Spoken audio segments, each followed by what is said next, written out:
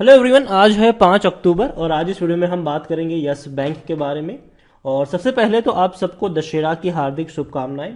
और आज का जो वीडियो है वो काफ़ी खास होने वाला है क्योंकि भैया यस बैंक एक ऐसी कंपनी है जो काफ़ी ज़्यादा चर्चा में भी रही है। और जिस तरीके से पिछले कुछ दिनों में यस बैंक में प्रोग्रेस देखने को मिल रहा है वो भी काफ़ी अच्छा है। और डेफिनेटली जिस प्राइस पे शेयर ट्रेड कर रहा है वो प्राइस भी काफ़ी अट्रैक्टिव है। तो वीडियो में हम बातचीत भी करेंगे कि यस बैंक में खरीदारी के मौके बन भी रहे हैं कि नहीं, और अगर बनेंगे तो कहां पर बनेंगे। तो वीडियो को शुरू करने से पहले अगर आपने अभी तक चैनल को सब्सक्राइब नहीं किया है तो प्लीज अभी इसे सब्सक्राइब कर लीजिए क्योंकि आगे भी बहुत सारे वीडियोस हैं जो आपको काफी ज्यादा हेल्प करेंगे। तो यस बैंक के शेयर में कल बहुत ही बेहतरीन तेजी थी, 5% की तेजी आई थी यहां पर, जिसमें सबसे बड़ा जो रीजन था वो था यस बैंक के Q2 के लोन बुक में आया ग्रोथ। यहां पर अगर आप देखने की कोशिश करो तो यस बैंक के Q2 का जो लोन बुक का जो ग्रोथ है वो 11 से 12% रहा है ईयर ऑन ईयर। और डिपॉजिट्स की अगर आप बात करो तो वो भी काफी हद तक इंक्रीज हुए हैं। यहां पर अगर आप देखें न्यूज कुछ इस तरीके से है कि ईयर ऑन ईयर जो इनका लोन बुक का जो ग्रोथ है वो 11.60% के आसपास रहा है। एंड अगर आप बात करो Q2 के तो 1.92 ट्रिलियन रहा है यहाँ पर, रुपीस रहा है। और अच्छी बात यहाँ पर यह भी है कि क्वार्टर ऑन क्वार्टर भी तकरीबन 3.5% का ग्रोथ हमें देखने को मिल रहा है, जो कि बेहतरीन ग्रोथ मैं मानूंगा यस बैंक का। और डिपॉजिट्स भी अगर आप देखोगे तो डिपॉजिट्स में भी 13.20% का ग्रोथ है। और डिपॉजिट्स अगर आप देखो तो 2 ट्रिलियन रुपीस के आसपास रहा है।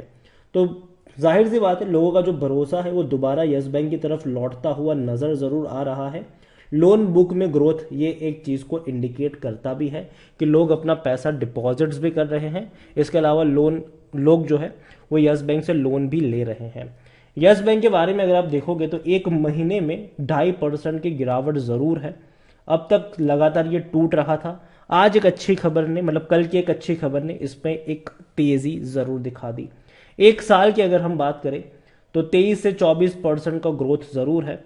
और देखो पहले क्या था कि 12 रुपए के आसपास जब भी जाता था तेजी बनती थी, 15 के आसपास पहुंचता था, बाद में फिर से ये टूट जाता था। लेकिन इस बार की तेजी इसीलिए भी मायने रखती है क्योंकि इस बार इन्होंने दो बड़ी चीज करी।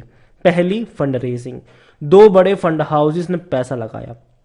इससे पहले जब बैंक ने दो बार फंड हाउसेस जो फंड रेजिंग करी थी, इससे पहले बैंक ने पहली जो फंड रेजिंग थी उसमें यस बैंक डूबने की कगार पे था। और जाहिर सी बात है एसबीआई भी और इवन सरकार भी नहीं चाहती, आरबीआई भी नहीं चाहता कि ऐसे माहौल में कोई बहुत बड़ा बैंक डूब जाए जिसका खामियाजा भुगतना पड़े बाकी बैंकों को भी। क्योंकि जाहिर सी बात है लोगों का भरोसा अगर बैंकिंग सिस्टम से उठ जाता है तो कहीं ना कहीं बाकी बैंकों पर भी इसका असर पड़ता नजर आता है। और यही यहां पर हुआ। कई बैंक सामने आई, 10 रुपए की कीमत पर सबने इक्विटी खरीदी। उसके बाद दूसरी फंड रेजिंग एफपीओ के जरिए हुई। वहां पर लोगों के थ्रू फंड रेज करा गया 12-13 रुपए की कीमत पर। और जाहिर सी बात है 15,000 करोड़ की वो फंड रेजिंग हुई। लेकिन इस बार की फंड रेजिंग इंपॉर्टेंट इसीलिए थी क्योंकि दो बड़े फंड हाउस ने पैसा यहां पर लगाया था। और दूसरी बात, अपने एनपीए को लेकर नॉन परफॉर्मिंग असेट्स जो इन्होंने बेचे हैं। और ये काफी बड़ी, बहुत बड़ी बात है। ऐसे असेट्स जो परफॉर्म कर ही नहीं रहे थे, जो मतलब बैंक इसको रिकवर करते करते थक गई थी यहां पर।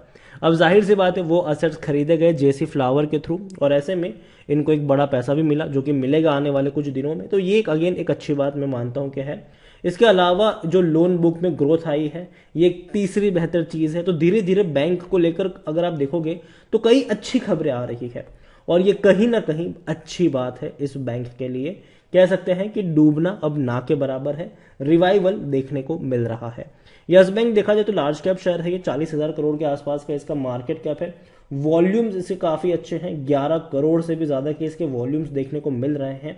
बहुत बड़ी क्वांटिटी में शेयर ट्रेड हो रहे हैं और बैंक प्रॉफिट में है। रेवेन्यू इनके धीरे धीरे बढ़ रहे हैं। पहले रेवेन्यू थोड़े से कम थे लेकिन अब धीरे धीरे रेवेन्यू बढ़ना शुरू हो चुके हैं। 5,135 करोड़ का रेवेन्यू जून में देखने को मिला। सितंबर में हो सकता है कि रेवेन्यू थोड़े और बढ़कर आए। जहां तक बात है प्रॉफिट की, 310 करोड़ का मुनाफा भी कमाया है। इससे पहले के क्वार्टर में 365 करोड़ का था। तो लगातार प्रॉफिट इनके बढ़ रहे हैं। यस बैंक को लेकर अगर आप देखोगे तो यस बैंक में according to Moneycontrol user 26% लोग कह रहे हैं कि बेचो, जबकि 70% लोग कह रहे हैं खरीदारी करके चलो यहां पर। इतना ही नहीं, अगर हम नजर करेंगे हाल फिलहाल में तो बैंक के जो रेवेन्यू थे वो लगातार टूट रहे थे। अगर आप देखो तो 30,000 करोड़ के रेवेन्यू लगातार टूटकर 19,000 करोड़ पर आ चुके थे। लेकिन अब 23 में सिचुएशन चेंज होने वाली है। पहले क्वार्टर में 5,135 करोड़ का रेवेन्यू कमाया है। अगर इसी रफ्तार से कमाना शुरू, मतलब इसी रफ्तार से अगर रेवेन्यू बढ़ते चले गए तो डेफिनेटली इनके रेवेन्यू 20,000 करोड़ से ज़्यादा ही देखने को मिलेंगे, जो कि कह सकते हैं कि 2021 और 22 फाइनेंशियल ईयर के मुकाबले अच्छे होंगे, बेहतर होंगे। एक तरीके से धीरे धीरे ग्रोथ नजर आएगी। प्रॉफिट प्रॉफिट की अगर आप बात करें तो लगातार बैंक लॉस में था, 22 में प्रॉफिट में आया, 1,065 करोड़ का प्रॉफिट दिखाया इसने। और अभी क्वार्टरली 300 करोड़ का प्रॉफिट आराम से कर रहा है, मतलब कि 1200 से 1300 करोड़ के आसपास का मुनाफा ये 2023 फाइनेंशियल ईयर में भी दिखा सकता है, जो कि अगेन बहुत अच्छी बात होगी बैंक के लिए। यस बैंक देखा जाए तो खरीदारी करने का सही मौका है। ओवरबॉट जोन में कोई भी रेड फ्लैग नजर नहीं आ रहा। 36 का पी है, जो कि महंगा है सेक्टर पी 20 के मुकाबले। मतलब कि 16 रुपये भले ही देखने में सस्ता लग रहा हो, लेकिन एक्चुअली में वैल्यूएशन के हिसाब से थोड़ा सा महंगा जरूर है। लेकिन अगर बैंक की जो ग्रोथ इसी तरीके से रही तो डेफिनेटली ये जो वैल्यूएशन है, इसका पी रेशियो, वो जस्टिफाई भी करेगा महंगा रहना। कोई दिक्कत की बात वहां पर नजर नहीं आएगी। यस बैंक में अगर आप होल्डिंग की बात करें तो भाई साहब promoter Rana Kapoor and family वो तो कब के एग्जिट कर चुके हैं। यहाँ पर 0.34% म्यूचुअल फंड्स के पास है, 43.58% की होल्डिंग डोमेस्टिक इंस्टीट्यूशन के पास है, जिसमें बैंक से लेकर कई सारे आते हैं यहाँ पर, और भी कई सारे बैंक के पास है यस बैंक के शेयर्स। 11.38% एफआईएल्स के पास है, 44.70% की होल्डिंग रिटेल्स और अदर्स की मिलाकर है। उसमें से भी रिटेल इन्वेस्टर के पास 26.14% के आसपास की होल्डिंग है। देखिए ओवरऑल मैं यही कहूंगा कि यस बैंक में लगातार पिछले कुछ दिनों से अच्छी और पॉजिटिव खबरें आ रही है, चाहे शुरुआत में एक अच्छे फंड रेज को लेकर हो, या फिर उसके बाद आई खबर कि भैया जो अपने एनपीएस है उसको बेचने को लेकर हो, या फिर इनकी लोन बुक में हाल फिलहाल में आई ग्रोथ को लेकर हो, डिपॉजिट्स में आई ग्रोथ को लेकर हो। तो ये काफ़ी अच्छी चीज़ें हैं, पॉजिटिव चीज़ें हैं। और देखा जाए तो हर बैंक में डिपॉजिट्स बड़े ही हैं। अगर आप एचडीएफसी की भी अगर हम बात करोगे तो उनके भी लोन ग्रोथ और डिपॉजिट्स बड़े ही हैं पिछले महीनों, पिछले क्वार्टर्स में, और ये आगे भी जारी रह सकता है। तो ओवरऑल मैं अभी के लिए यस बैंक को ही सेंटर में रखूंगा और यही कहूंगा कि खरीदारी करिए, बने रहिए। और फ्रेश बाइंग की जहां तक बात है, मेरे हिसाब से अभी भी लगता है मुझे कि ये शेयर अभी भी थोड़ा सा कंसोलिडेट कर सकता है, क्योंकि बाजार उतने भी बहुत बड़े पॉजिटिव मूड में नहीं। हमें ये चीज देखने को मिली है कि एक दिन बाजार बहुत बड़ी तेजी दिखाता है, अगले ही दिन उतनी गिरावट भी दिखा देता है। तो यस बैंक को लेकर इतना ही कहूंगा कि 15 रुपए के आसपास यस बैंक मुझे महंगा नहीं लगता है।